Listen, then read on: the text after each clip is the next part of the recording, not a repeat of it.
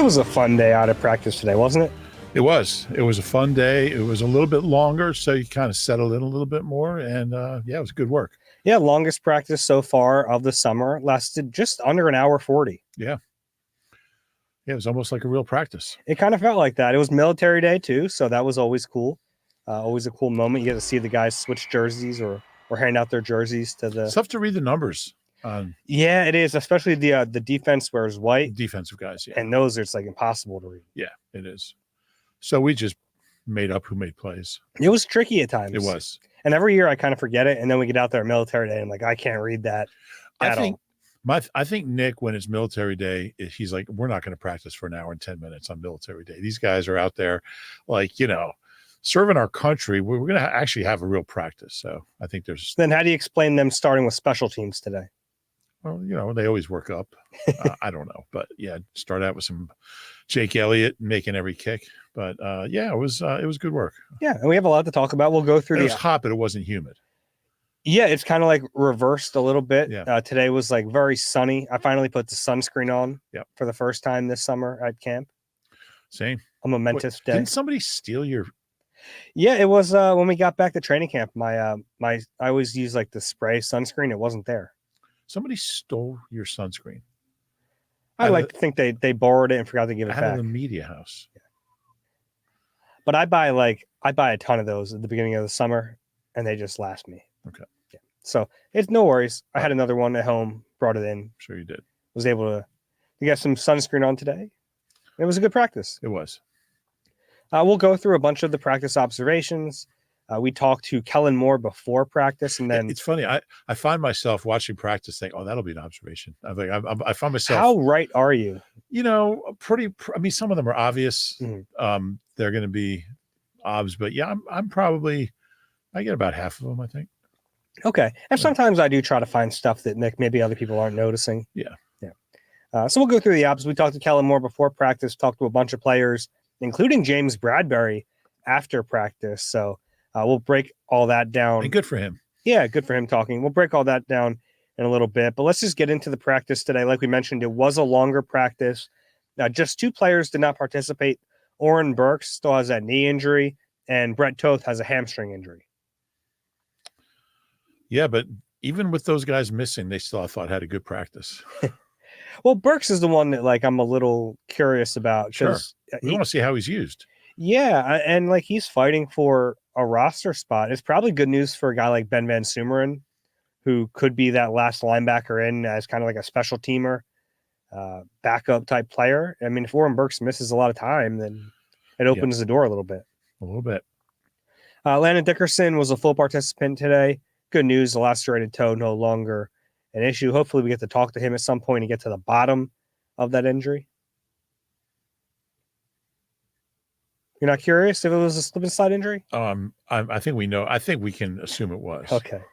And then good news, Jeremiah Trotter Jr.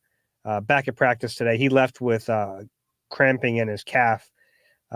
Really, the last play on Thursday needed to be kind of massaged and then helped inside on the cart. But he was back and he was running around. He showed some good speed today, so no lingering issues with the cramps. We'll go depth chart. Yeah.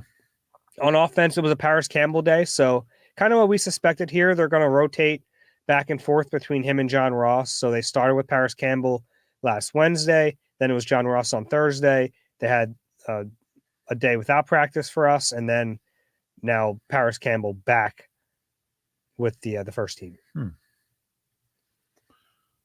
I wonder who got those reps yesterday. I don't know. Yeah, interesting. Yeah. Paris.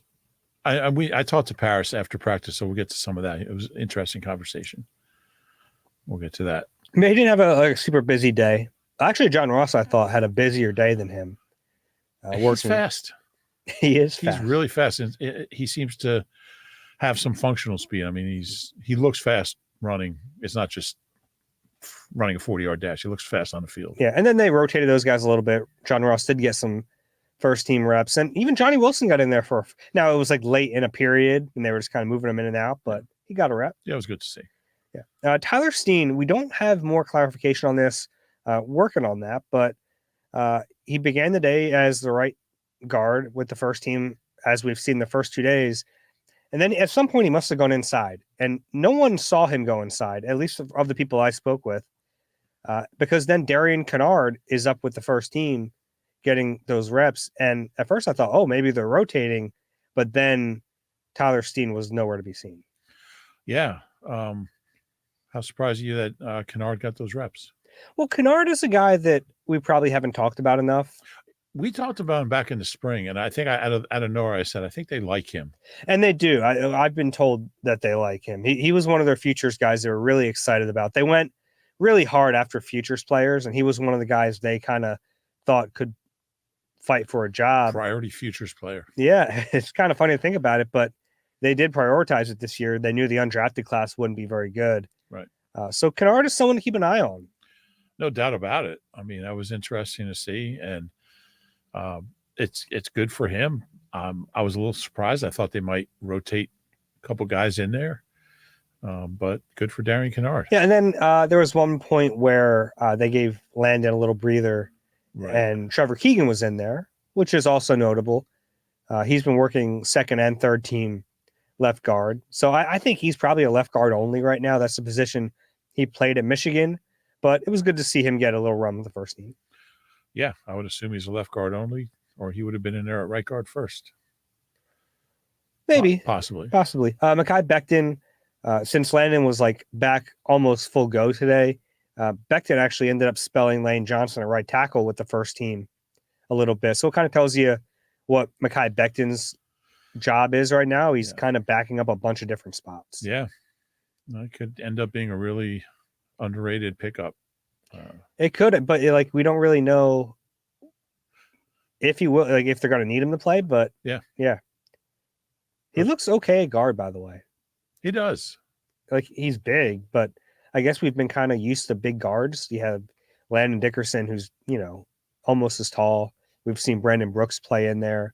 Eagles like bigger guards, so it's not like, I think for a lot of teams, if you were to see Mekhi Becton in there, it would look very, very strange. But with the Eagles, it doesn't look as strange. That's true. He looks like a guard when he's playing guard. Mm-hmm. Defense. So today was a Keely Ringo day. We've kind of talked about this. Similar to what they're doing on offense with Paris Campbell and John Ross, it's been Keely Ringo, Isaiah Rodgers day on, day off. And today was a Keely Ringo day. Now, it doesn't mean eventually they mixed and matched a little bit, but more work for Keely Ringo today. Yeah. And he's come so far. We talked to him after practice as well.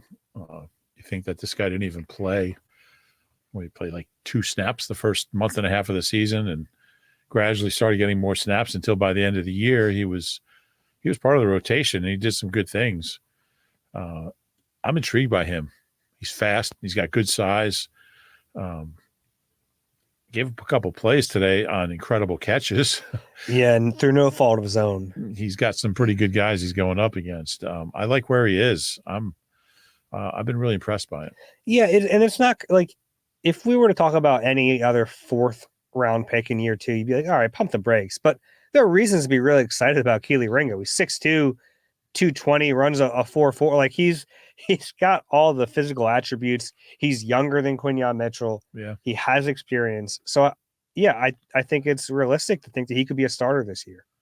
Yeah, I do too. And I think the Cooper DeJean injury could really change some things here. I mean, if they start looking at Quinyon as more of a slot, at least to start, maybe to start the season, which is certainly not out of the realm of possibility, it could change some things around. I like where Keely is. Yeah. I like Rodgers too. I think they both looked good. Yeah.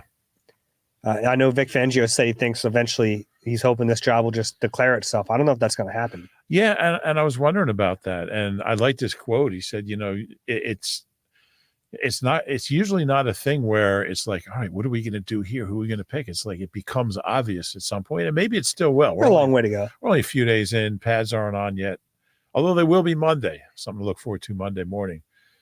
I like where both of them are, but I think if I had to guess, I'd guess Keely right now. Yeah, I don't know. I think they would. I don't know.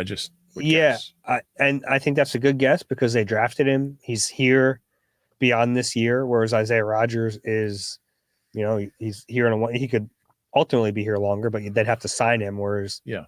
Keely's younger and he's under contract. So Youngest Eagle ever with an interception, franchise history. who was before him? Do you know?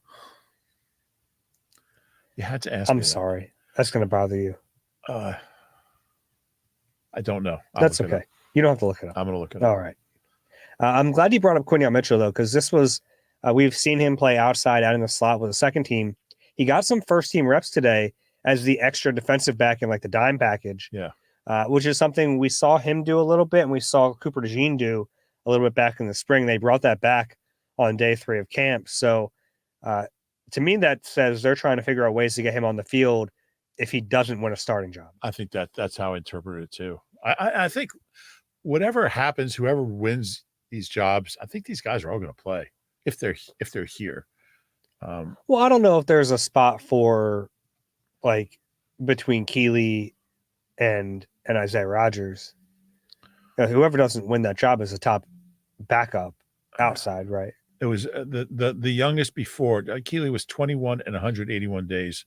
Jim Palmer, this is why I couldn't remember, in 1948 had an interception against Pittsburgh at Forbes Field in a 34-7 win. He was 18 days older. Okay. Jim Palmer, 1948. Good quote. Filled it up after the game. Who did he pick off? Who was the Steelers quarterback in 1948? I was at Ray Evans. Okay. Ray Evans from Kansas. I saw a very funny Adam Schefter tweet on Friday night about Rashaan Evans saying he wants to like play this year. And Schefter said, Rashaan Evans, who was with the Eagles and Cowboys last year.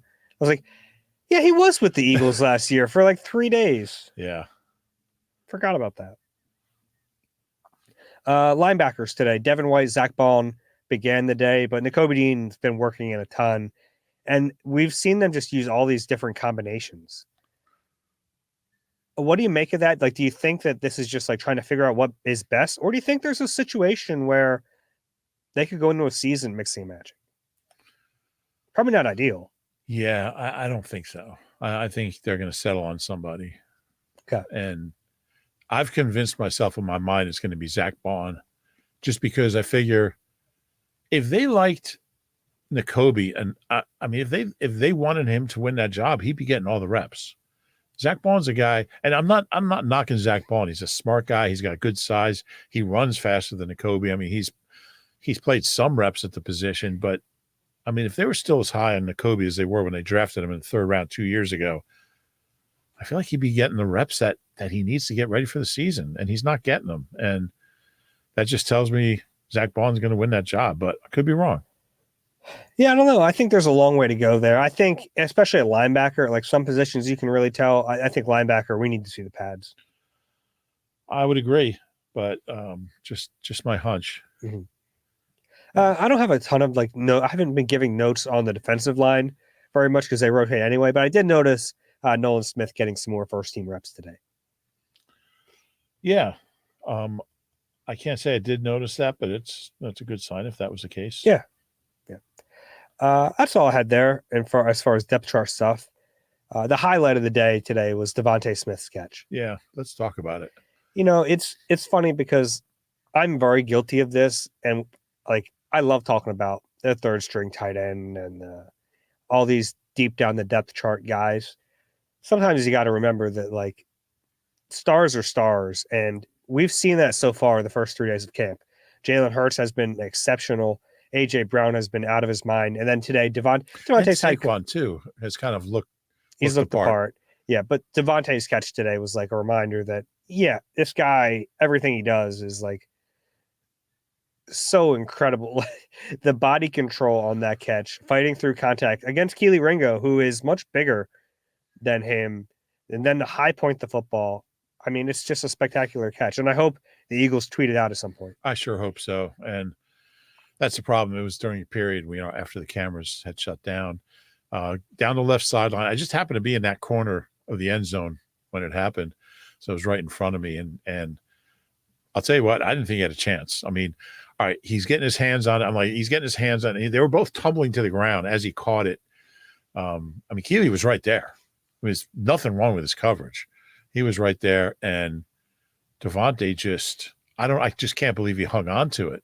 And, the place went nuts. It was a play of the summer so far.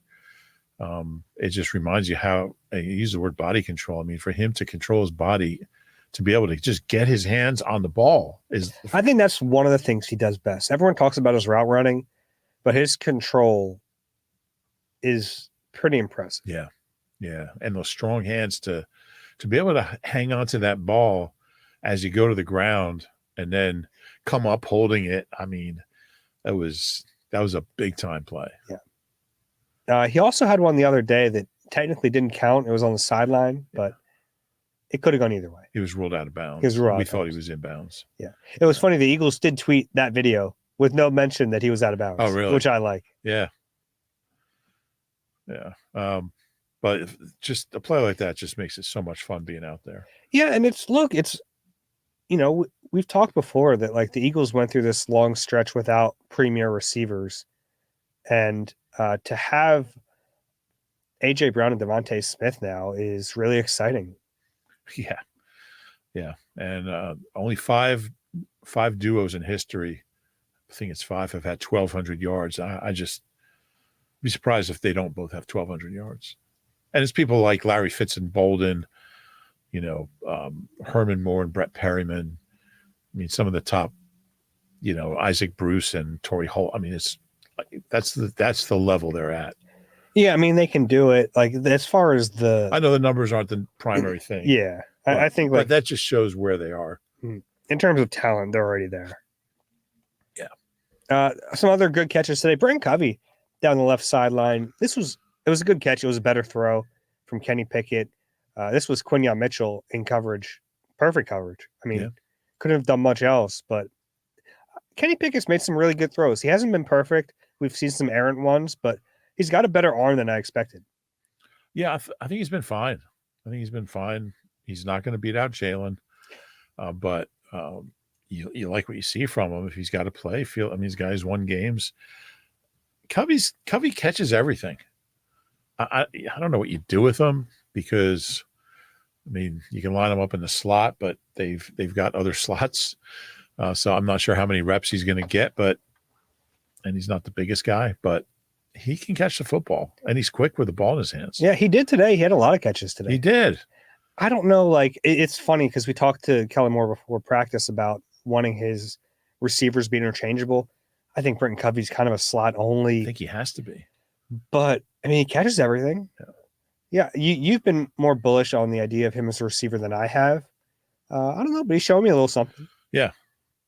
Yeah, we'll see. I don't know how many opportunities there'll be, but if he's got to play, we'll see. Yeah. AJ Brown had a one-handed catch over Keely Ringo, who's probably like, come on, guys, let me have one. Well, Keely did okay, but yeah, and it's funny what AJ makes a one-handed snag, and it becomes like, oh yeah, by the way, it's just an afterthought almost. Oh, he's so good. Like I mentioned, John Ross had some good catches today. One near the sideline, he didn't bring down. They ruled him out, I think, or no, they ruled him in, but it was like, it was like an 8-second play. So right. But it was still nice body control. Then there was one that was like a tunnel screen. If he's on the team, that's probably a play in the season that's going to go for -2 yards. We're going to be like, why are they running it? Yeah. But it's fun to watch it in training camp. Yeah, I could see it just blowing up. If it was last year, it would just blow up -8 yards or something. But I like what I've seen from Ross so far. Again, no pads, but I like that he's not just a 40 guy. Like, you can see his speed on the field in functional speed, and he's still got a long way to go to prove he can contribute. But I like what I've seen. Yeah, Saquon Barkley and Devin White. I've been noticing this. They're going up against each other like every down, and it's fun to watch. They have some good battles. There was one where Saquon's like 15 yards downfield blocking him, and Devin White's getting annoyed. Eventually, throws him off him, but doesn't chuck him. Saquon's not a guy you can just chuck. Yeah. So that was fun. And then there was another one where Saquon catches a ball in the flat, turns, and immediately jukes Devin White out of his shoes. These two going back and forth are a lot of fun. And we even saw it in the spring when there was that Devin White wheel route where he's like stride for stride with Saquon. It's been fun to watch those two battle each other. Saquon's got some good jukes. He's got some bounce to him. Yeah. Yeah. He's fun to watch. And like, this is, we haven't really talked about it, but seeing him up close, like we know all the jokes about his legs and how big they are. Yeah, I get where all those jokes come from. I get why everyone talks about it because it's like shocking how muscular his legs are. Yeah, they're like two oak trees. It's amazing. Yeah. Yeah. But he's limber and he's got that shady, like, juke move that that so far looks pretty dangerous. So yeah. Fun to watch him. Sometimes it's like they signed Saquon Barkley. Yeah, I know, it's weird. I thought Vic Fangio was having a little fun today. Yeah. Like I thought he opened up his playbook a little bit more. We mentioned the dime package earlier. I thought he blitzed more today. Do you agree with that? We saw a few, yeah. Yeah, and I think that is going to be like they're going to blitz on occasion. We heard Devin White tell us back in the spring he wants to prove to Vic that he can blitz because he wants those opportunities. And that's something Devin White's been able to do in his career. We know Nakobe Dean did it at Georgia. I would imagine Zach Bond has that in his bag, given that he's like kind of a hybrid edge rusher. Yeah. So I think there are times where even like I saw a nickel blitz from Avonte Maddox today. I mean, he's been a decent blitzer throughout his career when he's been able to stay on the field. One time he got hurt. He got a sack and got hurt. Was that against Dallas? Don't remember that. I think it was Dallas. Eagles haven't really had good blitzers for years. Just haven't had anyone. People talk about they never blitz. No, you don't have anyone get there. You're not helping yourself by doing it. So yeah, I think they've got some good options. And I mean, they've had pretty good defensive lines. So it's like you don't want to kill yourself by blitzing all the time. When you have 5 guys with 12 sacks, 11 sacks, you don't need to blitz. But they seem to have some good candidates. Yeah. Speaking of sacks, they had a couple today.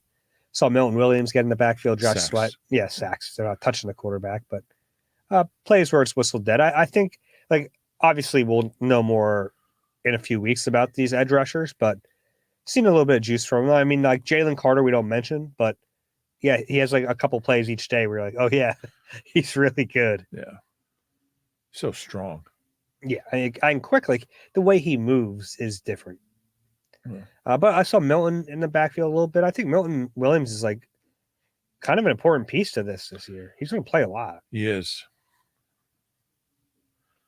They all are. They finally did one-on-ones today. Yeah. Receivers versus DBs. This is like very slanted to the receivers, but it was the first time we got to see it.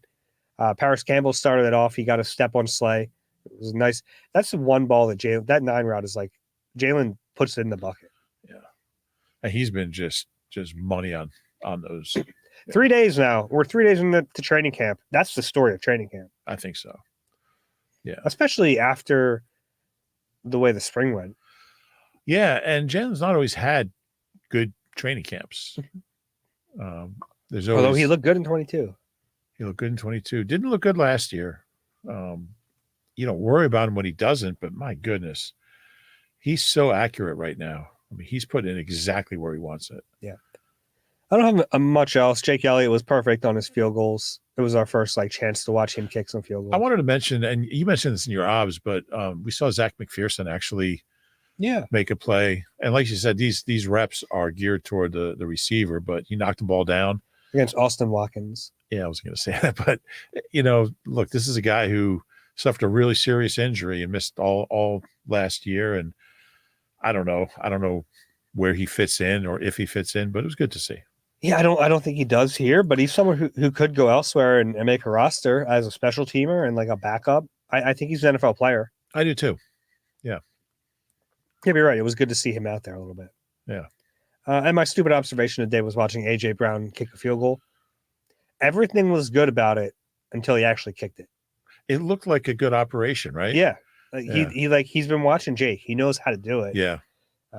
It's not enough to just mimic Jake Elliott. Yeah. You have to be a good kicker. It was very funny too, because then after AJ kicked it, and he barely made it to the front pylon, and then Jake just booted it through. I think it hit the back net, like at the top of it. Yeah. But I forget who I was talking to, but you know how everyone always says Jake Elliott is like the best athlete on the team, and I get why people say that. But if you're AJ Brown, you gotta be like, all right, man, like I just jumped out the building. I think when people say that, they're talking about all sports. I mean, he can I get ping pong, tennis, golf. I mean, he's good at everything. He's good at games. Tennis, pickleball. Yeah. And I get that. It's just funny to like bobsledding. See him standing next to AJ Brown. And you're like, which one is the better athlete? You're like, oh yeah, the little guy. Yeah. But he is. Anything else in practice today? No, I don't think so. They did their third down jamboree. Is that what you call it? That's what they call it. Jamboree? That's what Nick Sirianni calls it. It's like a competitive period.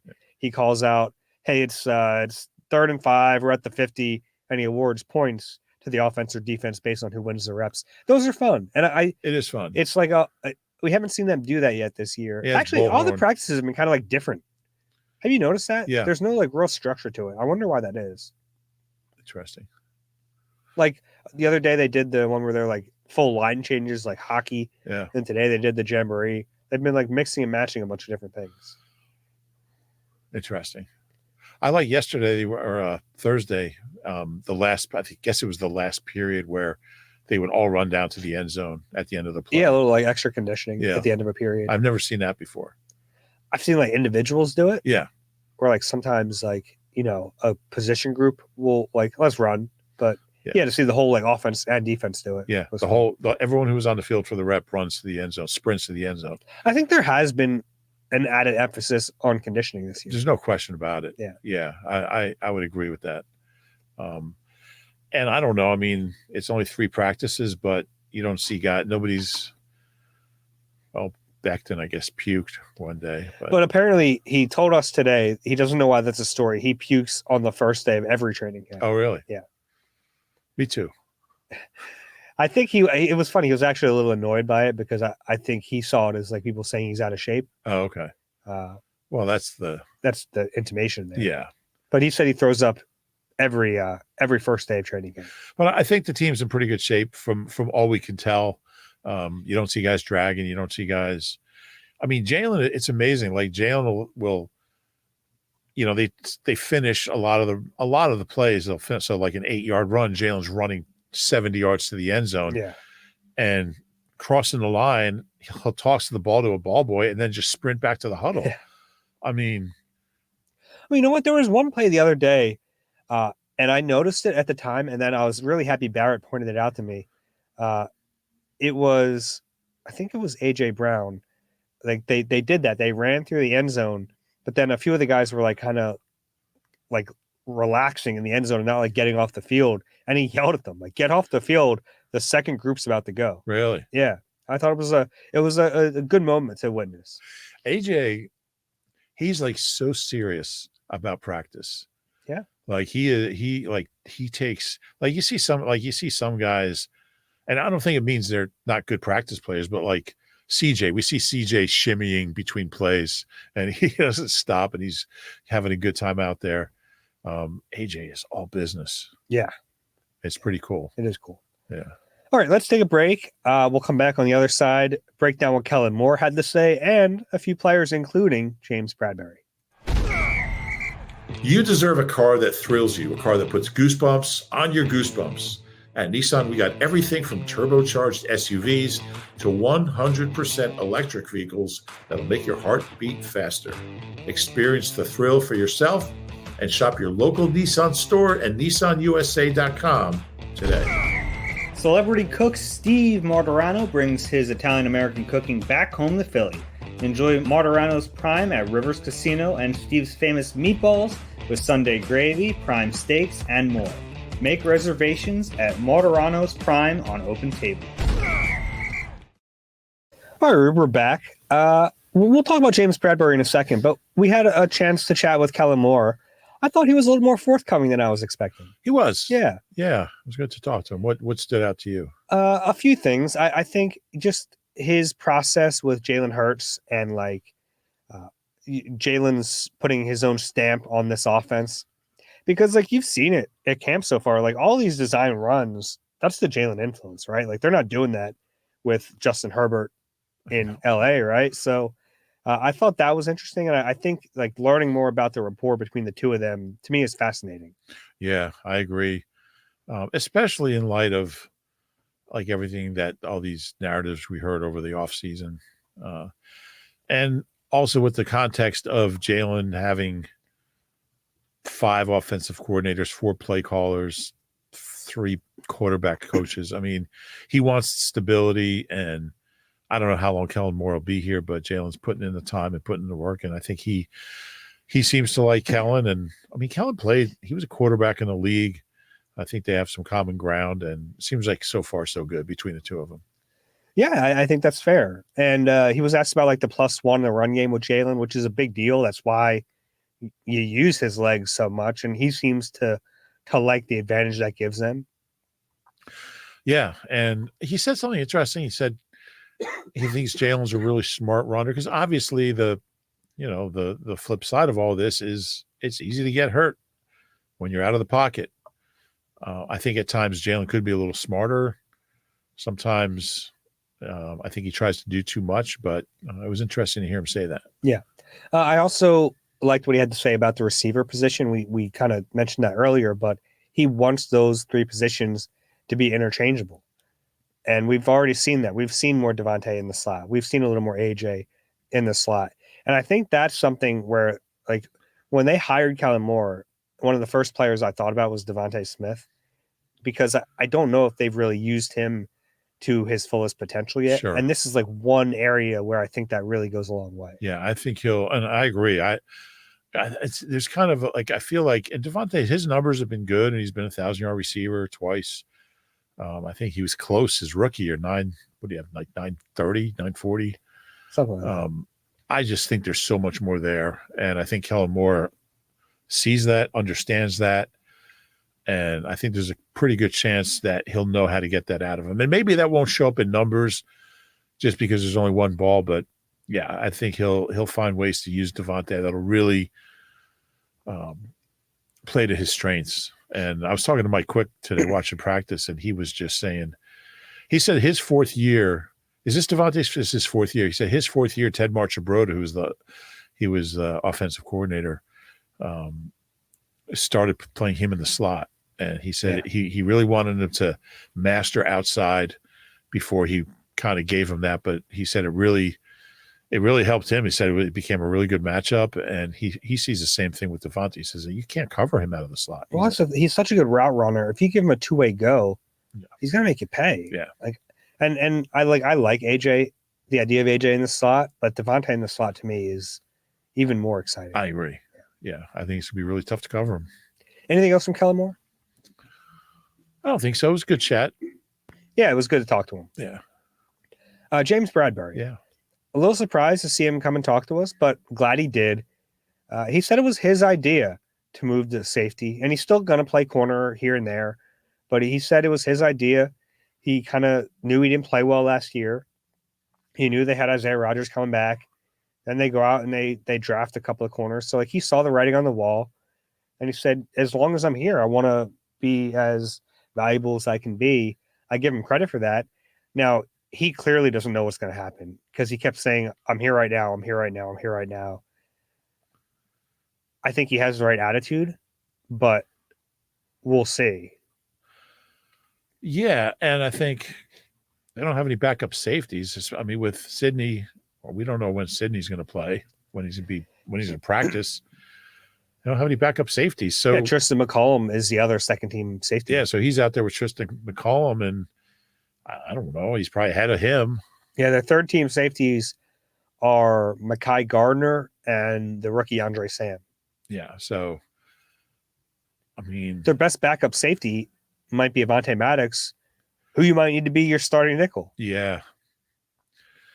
Yeah, so look, Bradberry's a pro, and there's no reason for him to do anything but go out and work as long as he's here. As far as, I mean, if there's any chance that he'll make the team, and why not? Why not do that? There's no other course of action that makes sense for him. Yeah, and he was like, "Look, I'm under contract for 2 more years. This year's guaranteed." He did mention that. So he knows the situation. So, it's a weird spot for him to be in. He didn't try to be bad last year. Yeah. Like you forget this. Like he didn't try to suck. Like he wasn't very good. And I think he realizes he's at a point in his career where he probably can't play corner to the level he once did. So he's trying to be valuable as best he can. I give him credit for that. Yeah. I think he has been a professional throughout this. Yeah. It's just a tricky situation. And you asked him, he said it was his decision. I think it was you asked him. I was in the back because I was handling the other interview area at the moment. But I think you asked him why. Why did you? I gave a 1-word question today. Yeah, why? Yeah. He said, why not? He said, why not? I had a philosophy class in college where there was a midterm exam was why. That was the exam. And if you wrote why not, would you have been okay? One guy wrote because and got an A+. One guy wrote why not and got an F. Really? Yeah. I wrote some big 9-page. I heard about one of those before where it's like prove to me the desk doesn't exist. And the easiest answer is what desk? That's good. Yeah. Yeah. But I was proud of my 1-word question. Yeah. Sometimes we get into the weeds with these questions. Yeah, no, there's no doubt. It was a good question. And his answer was basically, look, I'm not going to talk about how bad I was last year, but we all know I just didn't play well. And he admitted it. Like he admitted he didn't play well. Yeah. Which we know, like everyone knows it. Yeah. At the end of it, I did ask him like if this has been tough on him from a personal standpoint. He said like, no, not really. Like I'm just doing what I have to do. And yeah, which I think is the right attitude to have. I don't know if I believe him that it hasn't been tough. I think when you've played a sport at a high level like that and you can't do it the way you used to and everyone sees it, I think it's got to take a toll on you. Yeah, he's always been like, even after the Super Bowl and the penalty, he's always been so matter of fact about everything. That's true. Very businesslike, and I've never seen him emotional after a big win, after a big loss, after anything. He's just like a guy who just comes to work. He could be an actuary, he could be an accountant, he could be a lawyer, but he just happens to be a football player, and he's got that same flat line all the time. Yeah.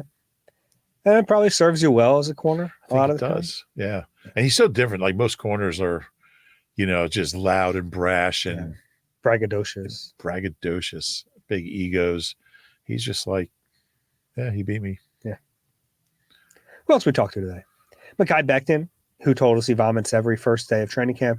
He talked a little bit more about, playing guard and playing tackle. He said like, yeah, I'd love to win a starting job, but I'm trying to do whatever I have to do. Like this is a new role for me, obviously.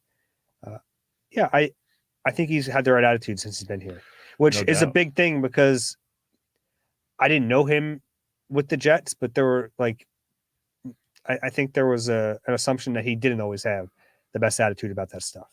Yeah, and I think there's something about coming to a team like when you leave the Jets and come to a team like the Eagles, and I laugh at the word culture. I think it's kind of overused. But you're coming to a place where really for the most part, it's team first. Guys are team first. There's not a lot of me first guys here. I mean, there's guys with big egos who are great players, but I think when you leave the Jets and come here, something changes and you're surrounded by a certain type of player and they're not going to let Mekhi Becton say, I'm not playing guard. Yeah. Well, also and his career's in a balance too. Yeah. Well, he can look at Lane Johnson, Jordan Mailata and be like, well, that too. Yeah. I'm probably not going to start over those guys. But I do think there's something to be said for that, the culture that they've built here. They're not going to let you come in and be that guy. Yeah. So you can choose to be, but you're not going to last long. Yeah, it was good to talk to him. The only other guy at the podium today was Reed Blankenship. Good to talk to him just about Bradberry, actually. He said it's kind of funny, like when he got here as a rookie. Rookie? Was that his first year? 22. 22? Yeah. He said like he Bradberry is one of the guys he was leaning on. And now their relationship's kind of flipped a little bit because Bradberry's learning safety and he's needed to pick Reed's brain a little bit more. Interesting. Yeah. Had a good chat with Paris Campbell. He talked about Paris Campbell had his one big year was in 2 years ago in 22, and then last year with the Giants. I mean, it was terrible. And he talked about how low he was, how hard it was for him. He wondered if he'd ever play again. He wondered if he'd even get into a camp. He said he fell into a rut and he just started. He said the only answer for me was to just eat everything in sight and put on a lot of weight. Oh yeah. I thought my career was over. And, he was pretty down, and he said he just kind of kept fighting through that and got back in shape. And but he still didn't know if he was going to get a call. He said last year was so bad, and he said he really thought 2022 was going to like kind of jumpstart his career, and like because I think he had over 600 yards and he was okay. Yeah. Didn't make the Pro Bowl or anything, but he thought he was going to take off from there, and it went the other way. He just talked about how hard that was on him, and just how much he relishes the opportunity to just be here and compete. And so he's been okay. I'm still not convinced he'll be on the team. Still not convinced he's the 3. Of the guys on the roster, though, I think he's the front runner. Yeah, I'm not sure if he's gapped Ross. I think they're both. I think he's ahead of him. I think he's ahead of him on the depth chart, but I don't see a big difference. But it's also very early. We talked to a couple of the corners, Rogers and Keeley. They both talked. I asked both of them about the competition, and they talked about how much they said it's a great situation because they help each other, they work together. They ask each other questions, and then they go out and compete on the field. He said it's really healthy. They both said just really healthy. They all like each other. They hang out. It's just on the field we're competing, and they both said the competition's been good for both of them. It's bringing out the best in everyone, so it's a healthy thing. And Isaiah Rodgers talked about just how much he relishes every snap. He said after missing last year, he said just to be out here. He said, it's changed my whole outlook, and you realize just how much you appreciate the game when you have it taken away from you. So he's just got a big smile on his face all the time. That's cool. Yeah. I think that was it. Who else did we talk to back there? I think that's probably it, right? I think there was one more guy, but I don't remember. Okay. Yeah. Maybe that was it. We have some questions here. Let's do it. And this is where I remind you guys, we have that fun email address. It's eagleeye@nbcuni.com. If you're watching on YouTube, we have that QR code. You can send in your questions. First one here from Ben. Hey, Dave and Rube, I love the podcast. Easily the best Eagles podcast out there. Honest analysis without all the doom and gloom. Hype train polarity. My question is... What was that? Pipe train polarity? Hype train polarity. My question is... Are you okay with that? I'm okay. Okay. My question is, there's been so much talk about how we are weaker on the edge without Reddick, and with Fletch also gone, the line might have trouble getting to the quarterback. What effect do you think an improved secondary can have as far as giving those guys at the line more time to hit on the pass rush? Yeah, I don't think there's any question it'll help. It was a problem last year. I think for an edge to get to the quarterback, you can't have a quarterback just dropping back and firing, and guys are open all the time. And it got to that point by the end of the year. I think that had a lot to do with the decline in sacks. I think it'll definitely help. Yeah, I think it'll help. Now, it doesn't mean that you're not going to miss Hassan Reddick. No. It's proven pass rush. And yeah. If you had to pick one of those elements that's more important, I know they work together, you would probably pick pass rush, right? I would think so. If you had to pick one or the other? Yeah. Perfect world to get both. Yeah. Yeah. We'll see. I think you're right, though. Like, if you can shore up the secondary and you can make a quarterback hold the ball for a split second longer, that just can a split second change the complexity of your defense. Yeah. Next question here from Jude. Are you concerned with the offense doing really well and Kellen Moore getting a head coaching opportunity elsewhere? That would be another play caller change for a young quarterback in Jalen Hurts. Do you feel the organization is handicapping Jalen by not giving him a head coach that calls plays? Because if the offensive coordinator is calling all the plays, he can leave anytime. Hey, Jude. I think that could happen, but you'd rather have him here than not here. And yeah, you're in this situation now.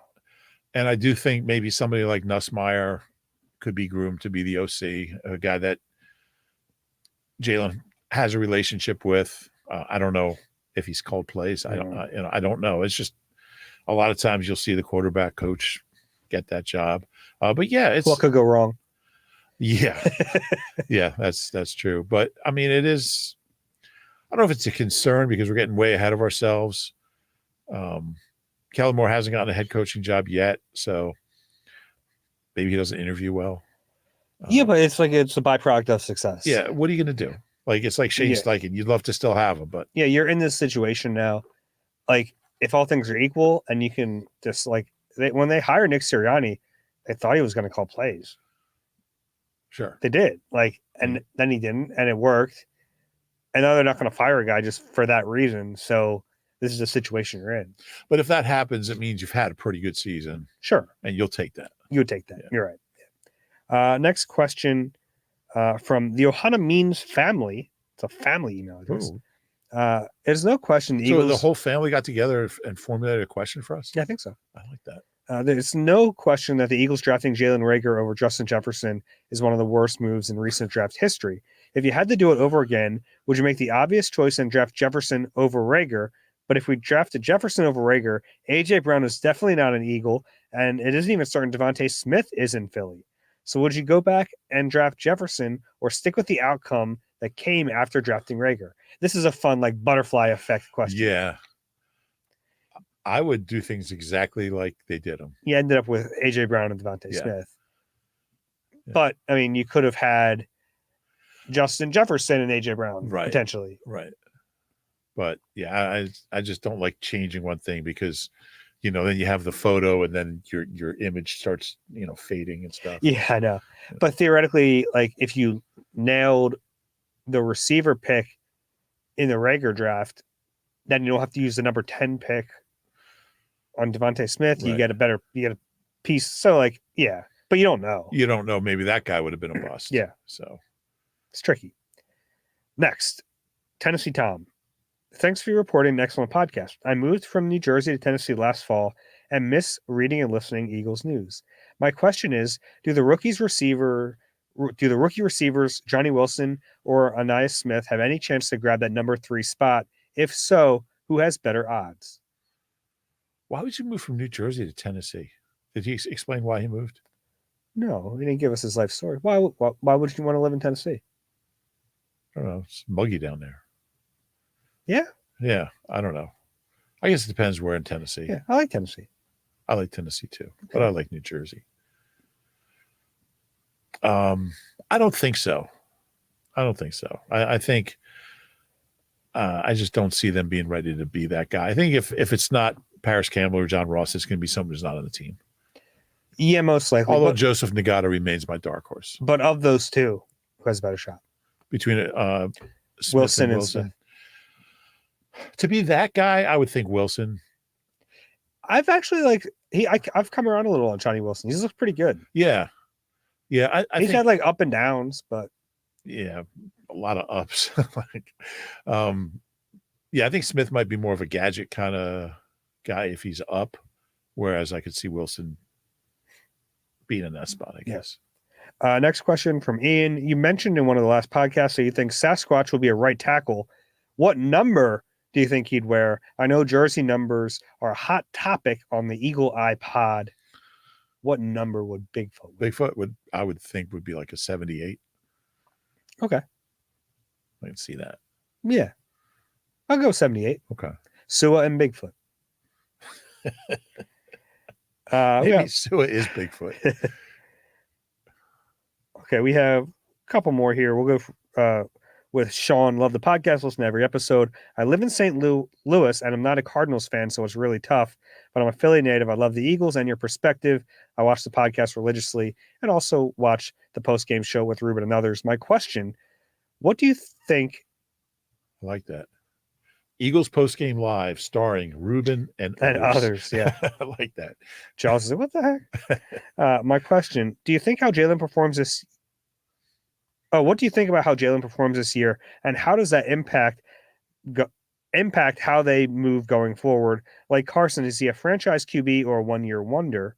And he also says, Rube, he sent you a Spotify song from his daughter's colleague. I will send this song to you. Okay. His daughter's colleague. I think Jalen's solidified. Like, I don't. Yeah, he's the quarterback. He's done this. Yeah. Yeah. All right. He just won 27 out of 30 starts, and then went to a little slump. He's really good. I agree. Jeremy, last question here. I enjoy the podcast and your insights as you cover the team. It feels like you do a good job reporting and not editorializing too much. We appreciate that. I also enjoy that some of my interests overlap with your non-football topics. I have a question for each of you regarding those. Dave, I was surprised you haven't been to North and South Dakota, which I infer means that you haven't been to the Badlands. Curious if you have a plan to make it there. I've been to both. Been to North and South Dakota? Yeah. Okay. Yeah, from Minneapolis, I drove due west and ran. I'm trying to run in all 50 states. Mm. So we landed in Minneapolis. I drove due south to the Iowa border and ran 2.5 miles. I have to run 2.5 miles to count it. And then the next morning, because we had a night game, it was a preseason night game in Minneapolis, I drove due west to the intersection of Minnesota and the two Dakotas, and I ran on the South Dakota side, then drove into the North Dakota, ran there, and then went back. It was really cool because I was in a little town in the southeastern corner of North Dakota, and they were putting up like bunting at the high school track for like homecoming. And I finished my run on the track, like as they were like putting up all these balloons and flags. And it was a cool memory. But anyway, I didn't mean to answer your part of the question. I'm going to answer your part of the question. Okay. Yeah, I haven't been there. I do want to check out the Badlands and Black Hills. Yeah. Seems really cool. Your part. Rube, I'm excited to be attending the WXPN Festival this September. I'm especially eager to see Lizzie No and Phosphorescent. Is there a favorite show you saw at one of the XPN venues, World Cafe, Non-Com, The Fest, etc.? Wow. Lizzie No is very good. I've seen her twice. Phosphorescent, I've seen. Well, yeah, I got to play twice at Exponential Festival. I got to play with Dave Hawes and the Mermaid on the main stage, the river stage.